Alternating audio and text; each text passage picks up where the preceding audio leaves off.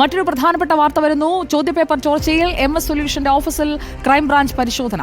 ലാപ്ടോപ്പും ഹാർഡ് ഡിസ്കുകളും പിടിച്ചെടുത്തു. കൊടുവള്ളിയിലെ ഓഫീസിലും CEO ഷുഹൈബിന്റെ വീട്ടിലുമാണ് പരിശോധന നടത്തിയത്. വീട്ടിൽ നിന്ന് മൊബൈൽ ഫോണും കസ്റ്റഡിയിലെടുത്തു.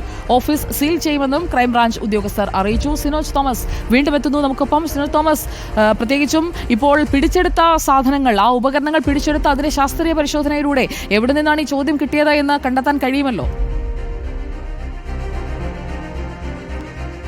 തീർച്ചയായിട്ടും സുജ പാർവതി, അതുകൊണ്ടാണ് 6 മണിക്കൂർ സമയമെടുത്താണ് ക്രൈംബ്രാഞ്ച് DYSP സുനിൽകുമാറിന്റെ നേതൃത്വത്തിലുള്ള സംഘം കൊടുവള്ളിയിലെ MS സൊല്യൂഷന്റെ ഓഫീസിൽ പരിശോധന നടത്തിയത്. അല്പസമയം മുൻപ് പരിശോധന പൂർത്തിയായി. അവിടെ നിന്ന് 3 മൊബൈൽ ഫോൺ ഉൾപ്പെടെ 7 ഇലക്ട്രോണിക് ഡിവൈസുകൾ പിടിച്ചെടുത്തെന്നാണ് ക്രൈംബ്രാഞ്ച് പറയുന്നത്. അതിൽ ലാപ്ടോപ്പ് ഉൾപ്പെടും, ഹാർഡ് ഡിസ്കുകൾ ഉൾപ്പെടും.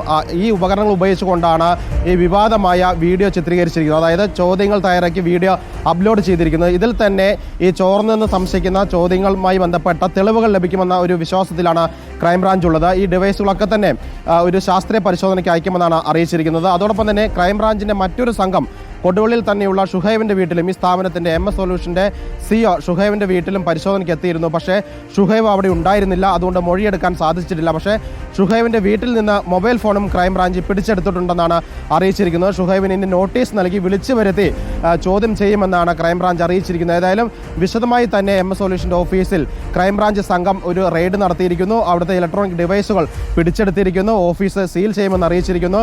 പിടിച്ചെടുത്ത 7 ഇലക്ട്രോണിക് ഡിവൈസുകളും ശാസ്ത്രീയ പരിശോധനയ്ക്ക് അയച്ച് ഈ ചോദ്യപേപ്പർ ചോർന്നതിന് ഉറവിടം കണ്ടെത്താൻ ശ്രമിക്കുമെന്നാണ് ക്രൈംബ്രാഞ്ച് അറിയിച്ചിരിക്കുന്നത്.